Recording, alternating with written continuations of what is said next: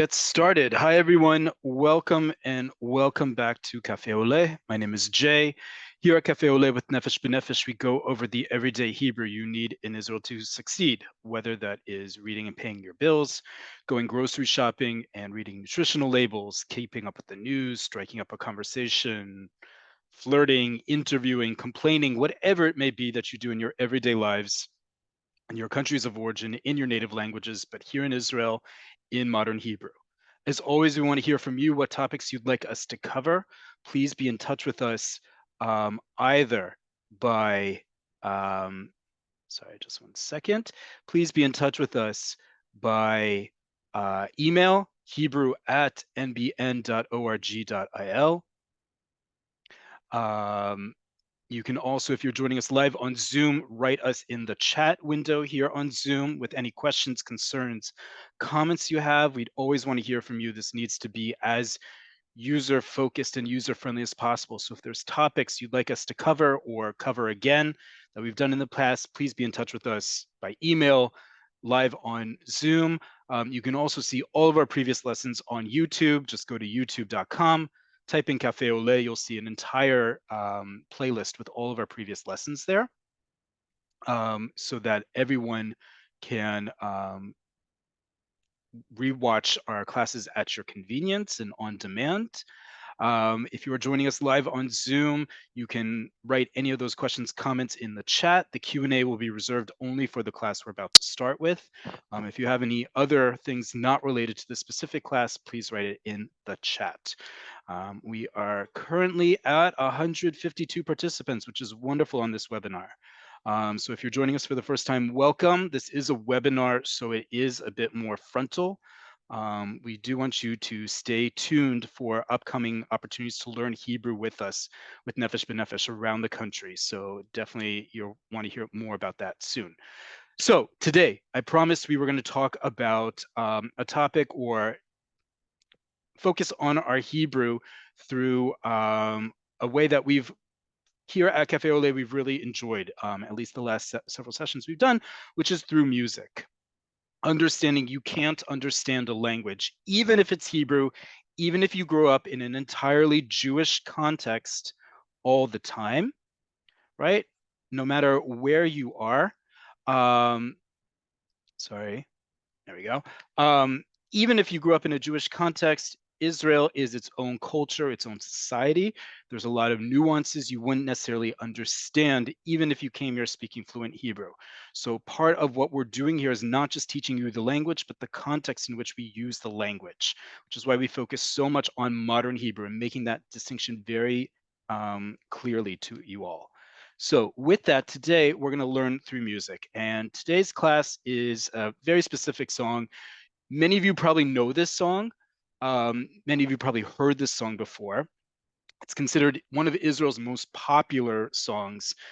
This year for Yom Ha'atzmaut, for Independence Day, it was chosen by many radio stations and media outlets as the most popular song of all time. It has currently ranked that for years and years. It's used in political situations on across the political spectrum. It's used emotionally. It's that kind of song. And we're going to learn it in a very specific context. The name of the song is Ein li Eretz Acheret. I have no other land.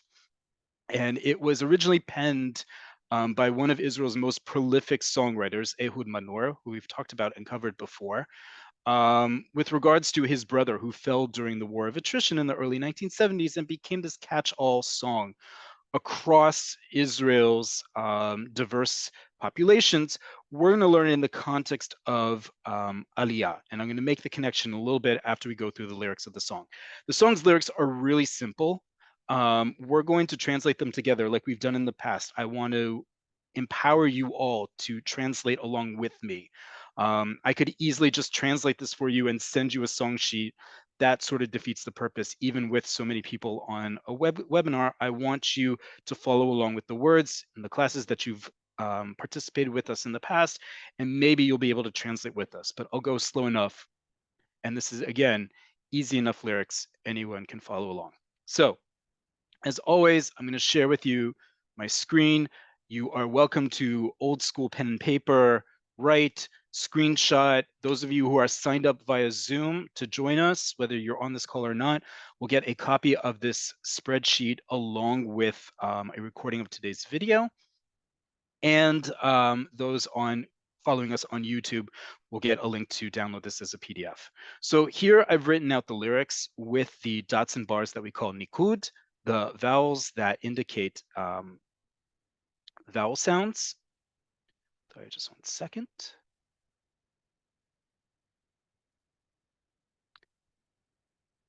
Okay. Right, so on the right-hand side, I've transliterated the lyrics for American English, and we're going to go through these lines together, and they repeat themselves. So it's a very simple song, very profound, and we'll talk about its connection with Aliyah very shortly. So first off, the name of the song is the first line. Ein li Eretz Acheret. Ein li Eretz Acheret.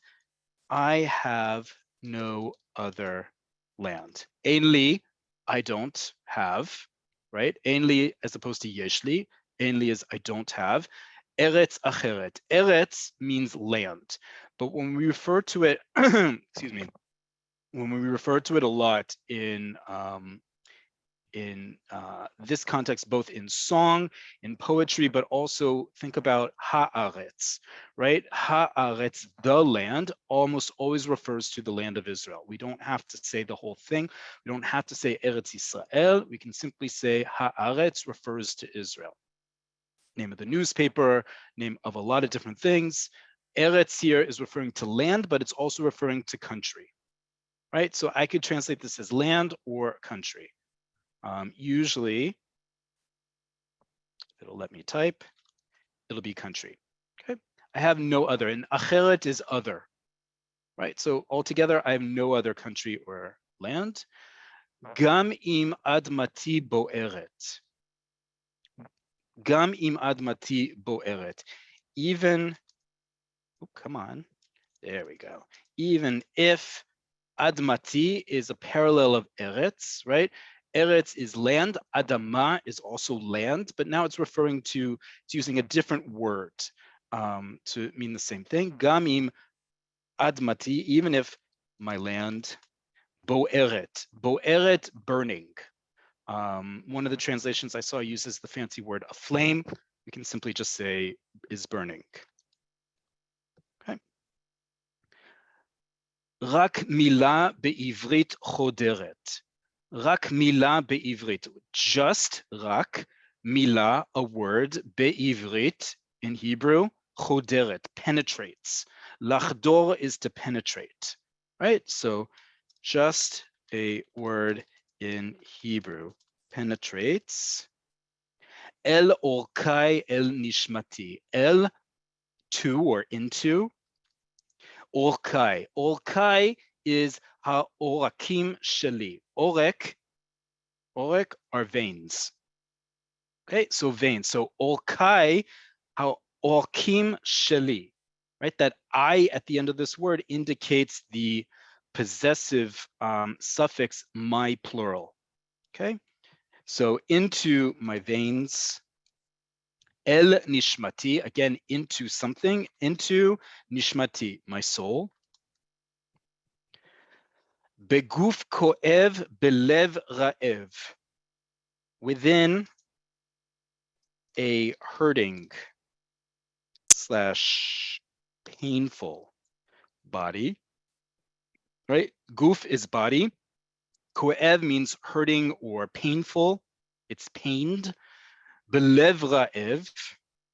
Within a lev is heart. Ra'ev, hungry. Okay. Oh, you needed to be.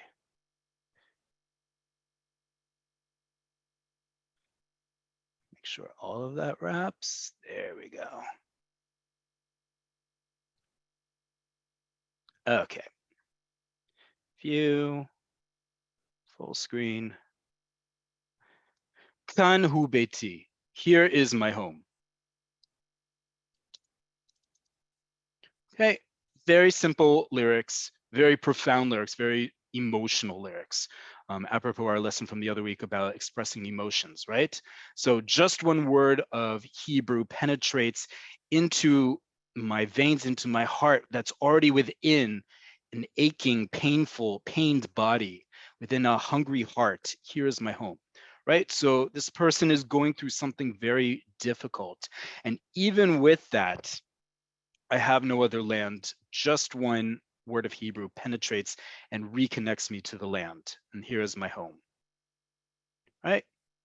Lo eshtok ki artsi shinta et paneha. Lo eshtok, I will not be silent. Lishtok is to be quiet or to be silent. And this is the future tense. So I won't be silent. Ki artsi, ki for, artsi, right? We already had Eretz before. This is just the possessive form. Artsi, my land, or my land. Shinta et paneha, has changed its face, or its face has changed. For my land has changed its face, or for my land's face has changed. For my land has changed its face. Lo avater la, I won't give up on her, meaning the land, give up on it. Azkir la, I'll remind it. Ve'ashir kan be'ozneha, and I will sing here into its ears. And I will sing here into its ears. Ad shetivkach et eneha, until it opens up its eyes. Okay. Lo eshtok, I will not be silent. For my land, shinta et paneha. Leshanot is to change. Paneha, face. So its face referring to the land's face or the country's face. Okay. For my land, let me make sure that we get that clear. Country. Lo avater la. Levater is to give up on something, right? So I lo avater la, I will not give up on it, meaning the country. Azkir la, I'll remind it. Ve'ashir kan be'ozneha, and I will sing here into its ears. Ad shetifkach et eineha. So tifkach is a very interesting verb. We have the verb liftoach, which we normally use as to open. We've talked about this before, that Hebrew has very small amount of vocabulary. It's a very small set of vocabulary as opposed to English and other languages, but it's very specific words often, and this is one of them. Lifkoach, let me write it here, and let me make it bigger for you. Right, where are we? Here we go.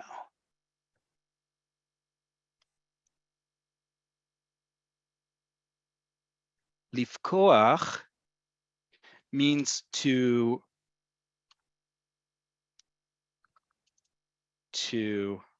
open up eyes, right? One's eyes. It really refers to eyes. We don't use it in a lot of other contexts except in a poetic sense. And it's the correct verb to use. So when you open your eyes, ani pokeach et ha'inayim, right? You can get away in modern Hebrew and say ani poteach et ha'inayim, but we have a very specific verb for it. This one, the opposite of it is la'atzom. If it'll let me write it, la'atzom, right? To close one's eyes. Okay. So when you see this verb, and you will hear versions of this song, by the way, where they say ad shetiftach et eneha, and they use the same verb to open like we use for everything else, but the original lyrics and the correct Hebrew is tifkach, right? Referring to eyes opening. It's a very specific verb for that. Okay, just 1 second here.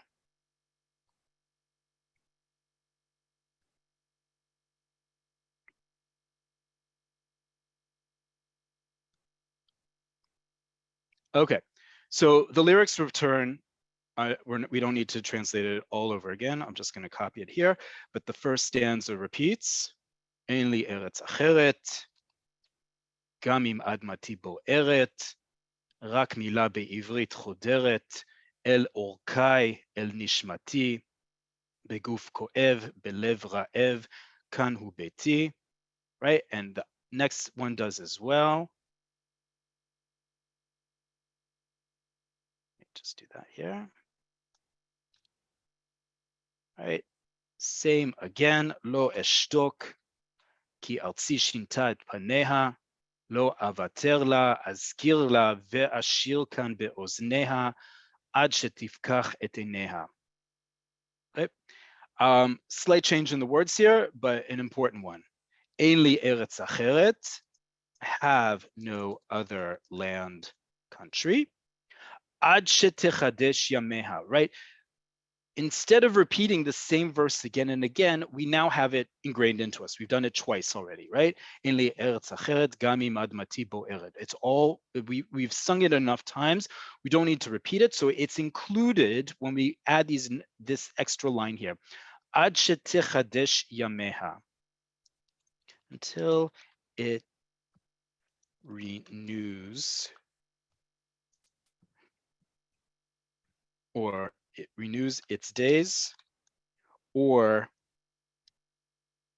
another way we can translate it is until its days are renewed.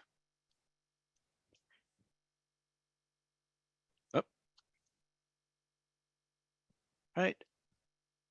Until it opens up its eyes. Right? So it ends the same way. But now we have a new line.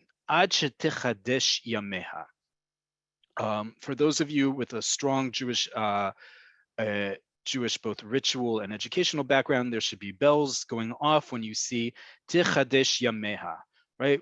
Just a few weeks ago, we commemorated Tisha B'Av, and one of the most powerful lines at the end of the book of Echa, the book of Lamentations, which we also use during the Torah service, and we hear this throughout Jewish liturgy and modern Hebrew poetry and song, is the line Chadesh Yamenu Kekedem, right?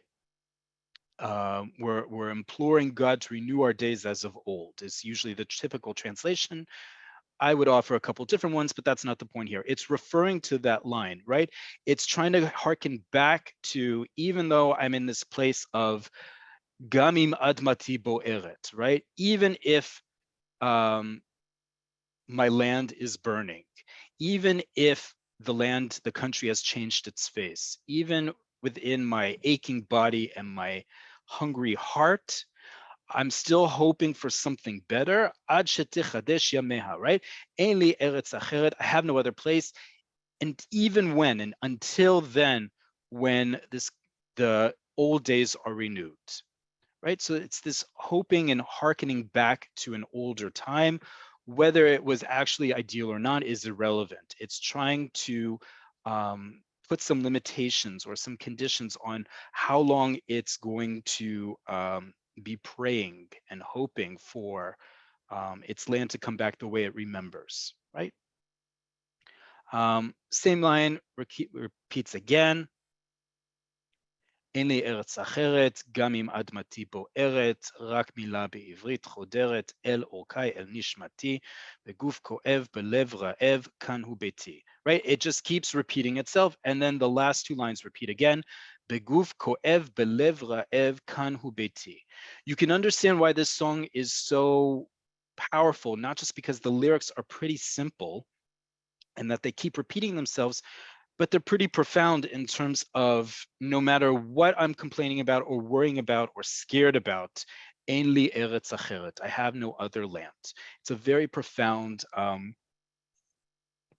statement to make, then also why it's used by many throughout the last 20, 30 years as a protest song, to sort of ground the people protesting and singing it to say, no matter what our concerns are, this is still our country and this is still where we live and going through it. And I say that in the context of showing you a very specific performance of this song. So it's been sung multiple times. The original version was sung by a woman named Corinne Alal. It's still one of the most popular versions of it. Another version, and we're going to hear this singer in particular, her name is Gali Atari. Gali Atari is a very popular singer. She's most known for helping win Eurovision in 1979 when she fronted the group that sang Hallelujah. That's the female singing that song. And what we're going to watch, let me open it up here. First off, I'm going to copy the lyrics and paste them in the chat so that you can follow along in the Hebrew as we watch a clip of this song being performed. Just a second.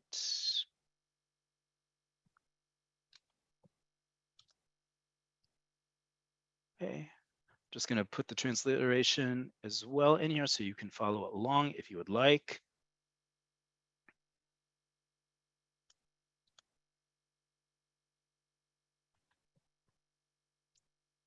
Okay, so what we're going to watch now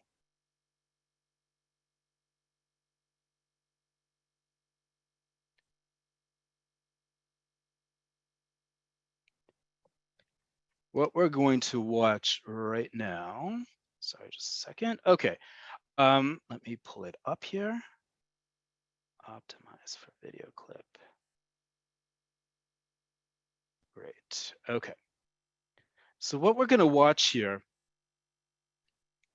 is a clip from 1998. 1998,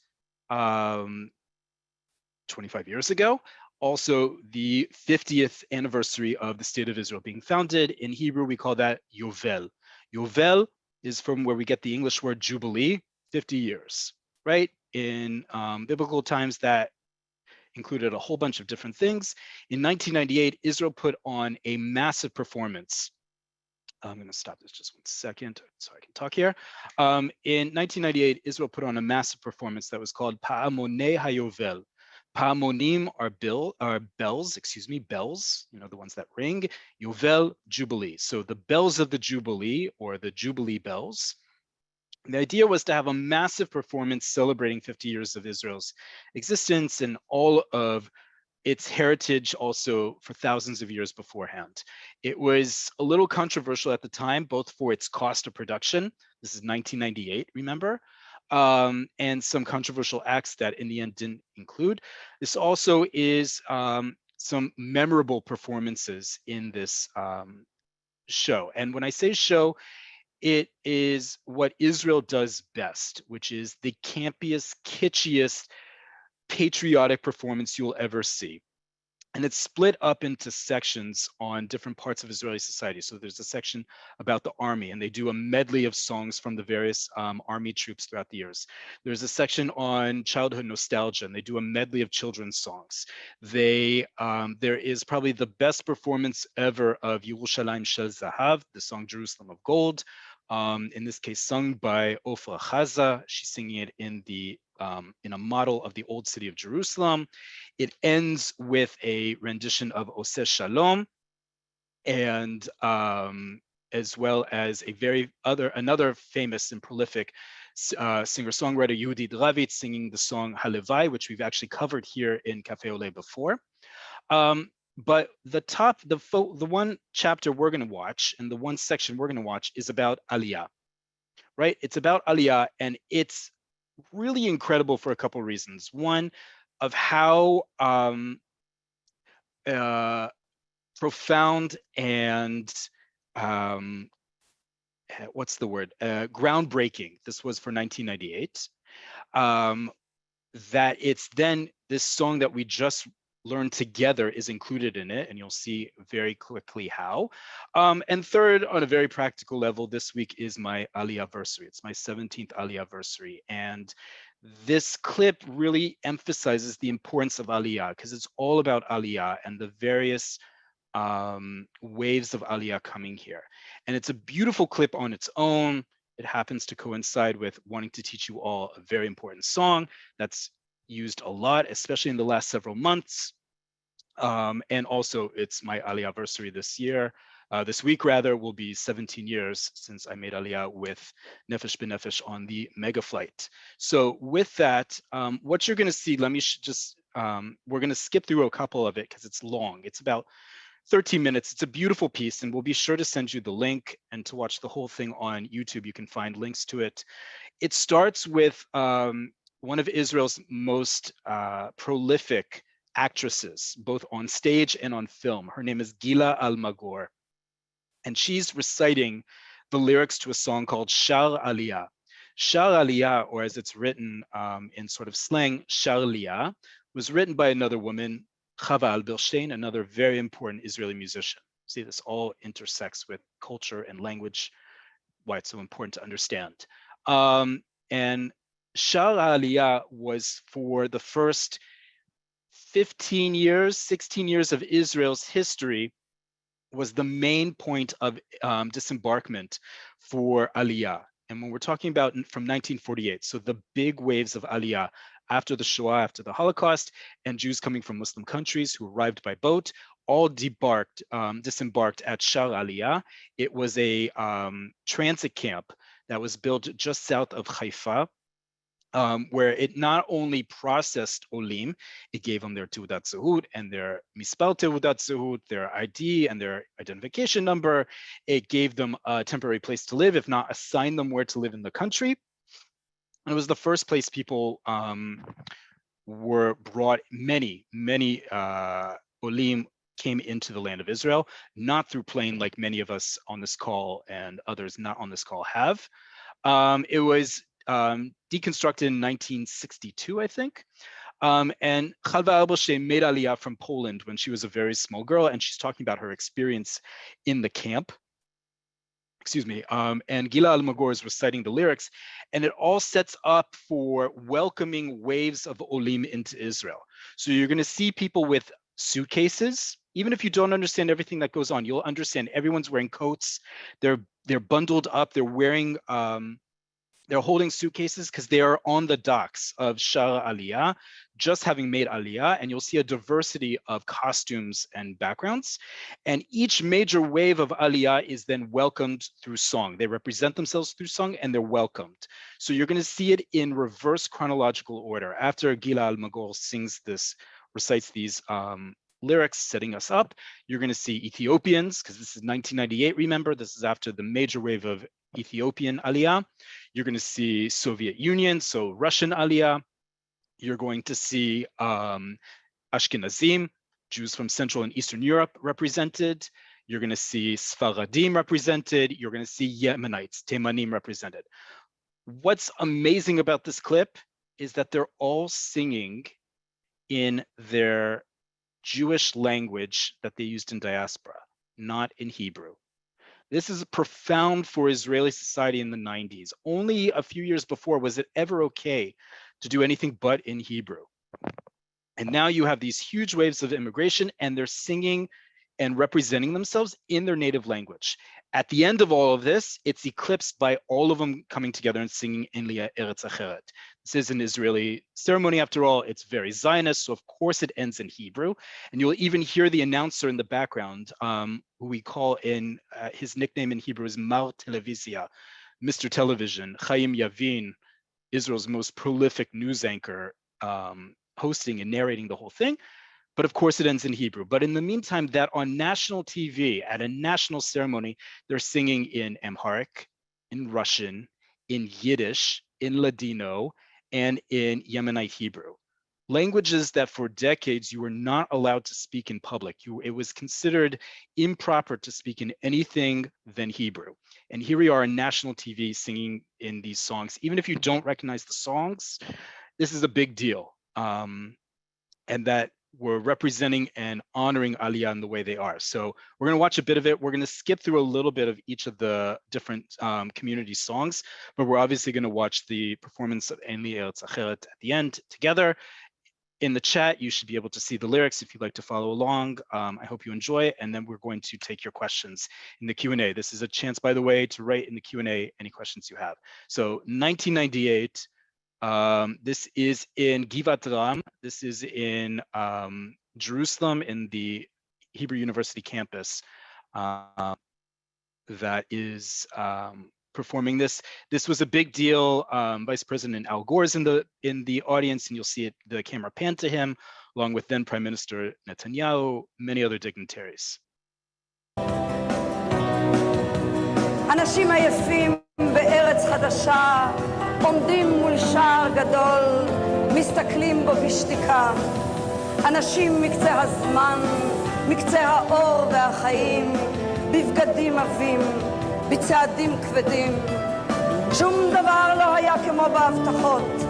הבטיחו ארץ חמה, היו רוחות וסערות, הגג עף בחורף, הרצפה מלאה סירים, הכל ספוג במים, שמיכות הפוך מפולין. כולם מתייפחים, אבל אני עוד ישנה, כמו נסיכה אמיתית, ישנה עם מטריה. את הסיפור הזה מתחילים מהסוף, סיפור על אונייה שהגיעה אל החוף, על מחנה מעבר ותחנה סופית, ועל בולגרית, פולנית, היידיש העברית, ועל מקום אפור, ללא צבע, ללא נוף, ועל התחלה, התחלה שאין לה סוף.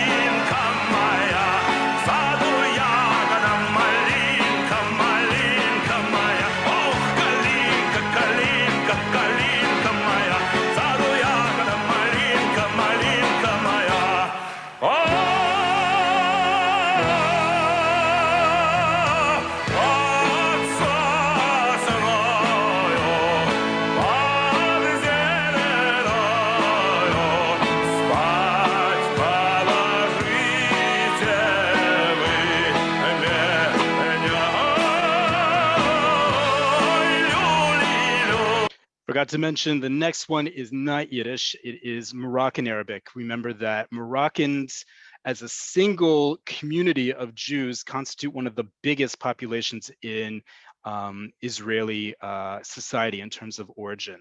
So that's the next one you're going to hear. So as you see, each community comes down the steps from the ship that they disembarked from to land in the land of Israel. We first had the Ethiopians that everyone welcomed because they were the most recent, then the Russians, and then come the Moroccans.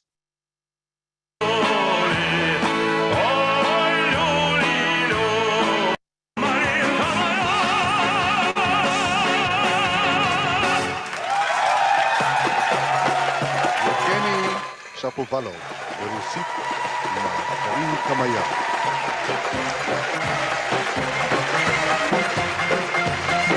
עכשיו רמונד אבוקסיס במרוקאית, מרקש חוגגת.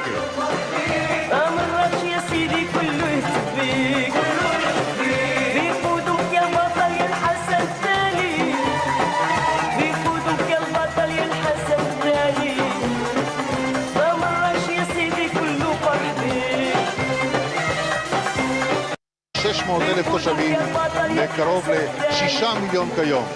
לא תמיד אנחנו יודעים להעריך את המספר המדהים הזה. כל קלישה כאן תהיה נכונה. זה באמת דבר חסר תקדים בהיסטוריה.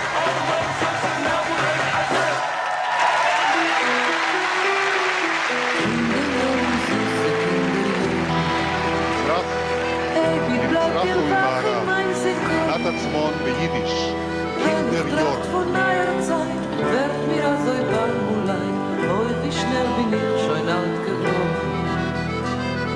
Wenn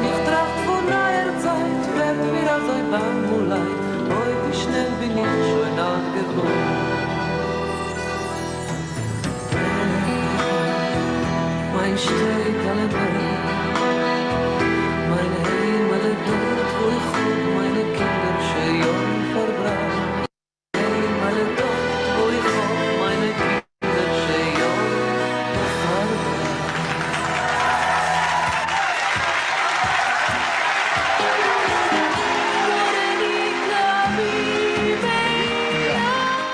ולדינו, שברחובת.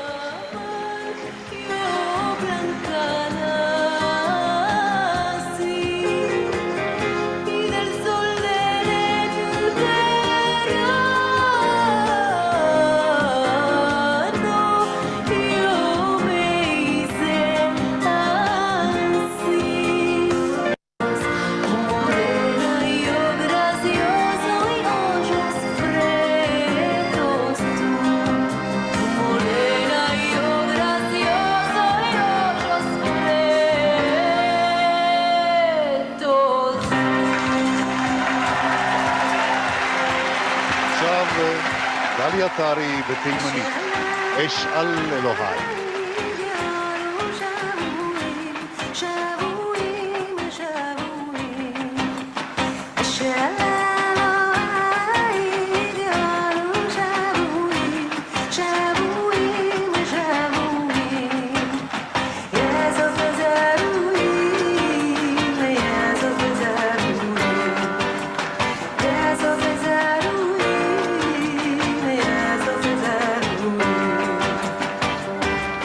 Okay, and Galia Tali, as I said, is one of the most well-known performers of the song that we just learned.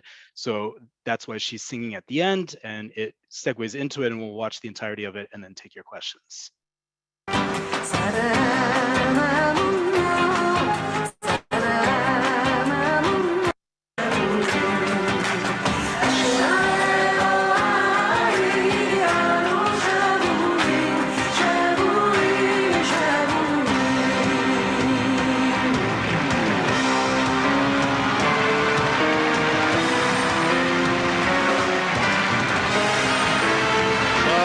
מתלכדים כולם יחד, בעברית כמובן, אל השיר אין לי ארץ אחרת.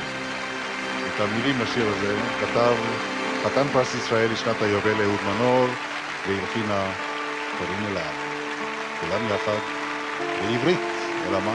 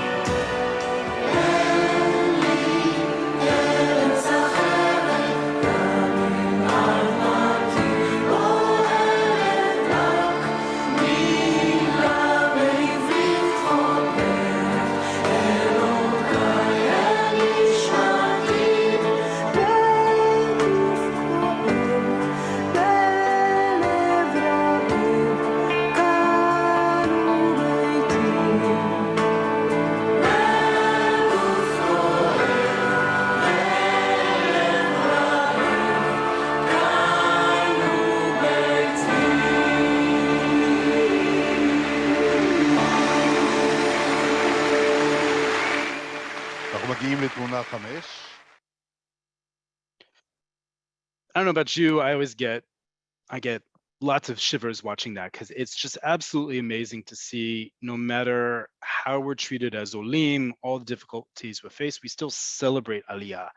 And the fact that they were able to put that on and have a whole section devoted to Aliyah, and that they were able to sing in their Jewish languages or in their context that they lived in diaspora to an Israeli audience is a pretty powerful statement for 1998. So with that, let me get to your questions in the Q&A. Okay, so let me pull up the lyrics again. Just take that off. All right, we have a bunch of questions here. Again, if you have questions about this specific class, please write it in the Q&A only. That's all I will be checking. The chat I will be checking in the next few days. Go over it. But please, if you want your questions answered live, Q&A is your chance. Gam im, does gam mean even? Great question. So gam, typically when we use the word gam in modern Hebrew, we're taught it means also. And you can, by a stretch, translate this as also if my land is burning, right? I have no other land, also if my land is burning, right? Because it's conditional. It's a conditional sentence because of that word im, if. So I translate it here as even, because that's a more fluid translation from the Hebrew to English, but you could translate it as also if, right? Great question. But yes, in everyday Hebrew, it does mean also, gam. Let me write that here. Gam equals also. Okay.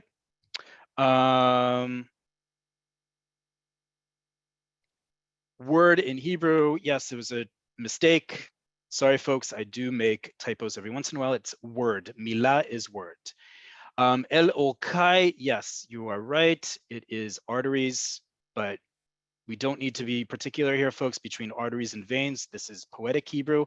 I appreciate you pointing that out. It is technically arteries, is Olkai. Vridim are veins, but it's the same idea. It's, okay. Does the word be mean within? So be is a preposition, right? Sorry, be is standing as a prefix for the word betoch, which means within, which is a preposition, right? So be at the beginning of many words is used as a prepositional prefix meaning in or within. I translated it as within. It could be in a hurting or painful body, in a hungry heart.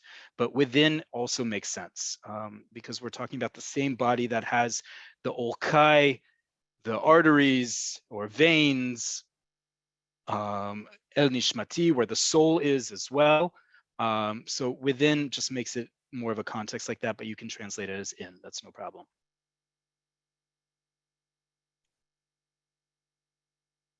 Ozneha. Yes, great question. Ozneha is pronounced ozen, not az. That's correct. That is correct. And you see here, and this is a great preview for next week's class. You see here, I use an automatic nikud generator. Nikud are the dots and bars that indicate vowel sounds in Hebrew. And you see here that it combined what we call ktiv chaser and ktiv maleh. Ktiv chaser is when we leave out, I always confuse the two, but basically what's important here is that one includes dots and bars and one doesn't. This combined both of them together, right? So if this was written correctly, it wouldn't, with the dots and bars that indicate vowel sounds, you wouldn't need the vav here. Okay. It is, however, there because that's how we write it without vowels. It will be with a vav there to indicate that it's ozneha, right? Ozen is one ear, oznaim are ears, right? The word, when it's written without vowels, would be ozneha. Okay. But yes, it's ozneha. Even though that vowel in other words indicates an ah sound, it is ozneha.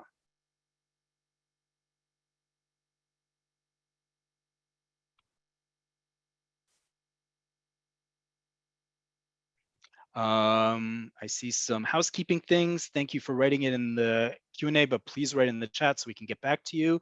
We will send you the link to the clip I just showed you. You can also look it up on YouTube. Just watch the entirety. I think it's 2 or 3 hours long. We just watched one section of it, but I will definitely share with that clip.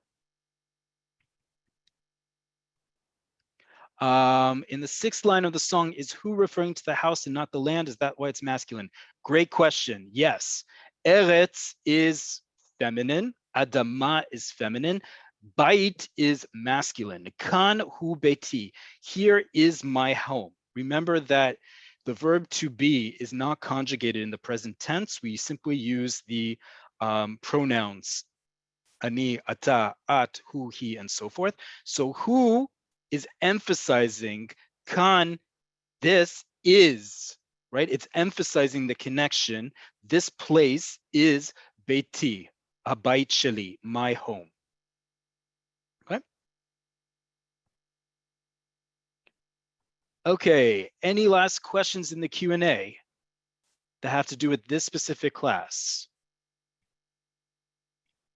Any questions about anything in general about Hebrew? This is your chance to write really fast in the Q&A as we have a few minutes left.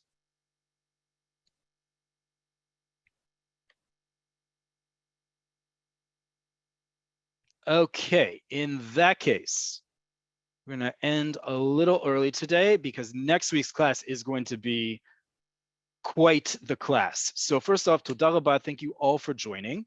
I see we have a few extra classes. So toda rabah, thank you all for joining. Next week, join us again for Cafe Oleh. We're going to go into one of the most challenging things that Hebrew learners have. And I mentioned it as a preview in talking about Nikud, the dots and bars. We're going to learn next week a crash course within an hour, how to learn Hebrew without vowels. I know that sounds scary, especially for those of you at an earlier beginner stage of Hebrew, but we're going to learn the tricks, what to look out for context-wise, spelling-wise, all sorts of other clues to help us read Hebrew and read Hebrew aloud, more particularly, without vowels. I'm going to teach you some very important tricks. They're not really tricks, they're a further understanding of Hebrew that frankly no one else is going to teach you. I'm really excited for this class next week. I know it's in high demand. I see all the different emojis coming up just mentioning this. So I'm really excited to teach this class next week. Until then, you will receive a copy of this recording and the spreadsheet as a PDF via email if you've signed up to us via Zoom. Folks, if you are not getting our emails, I can't say this more clearly. Please email us at Hebrew, HEBREW at nbn.org.il. It is the easiest, best, direct way to get in touch with us. If you are not getting our emails, check your spam, check all the other folders, make sure that you have the right email address to us so that we can get in touch with you. We have over 1,000 people registered for this season. We're really excited. We want to get to all of you. So if you are not getting our lessons, please be direct in touch with us. You will also see a copy of this week's class on YouTube in the next day or so with a link to everything I talked about. So both in the email and on YouTube, you'll get a link to Pa'amonei HaYovel. You can watch the entire ceremony on YouTube. You can also watch it at your own convenience, as well as this own class and the lyrics to Ein Li Eretz Acheret. Toda rabah, thank you all so much, and lehitrot, see you all very soon.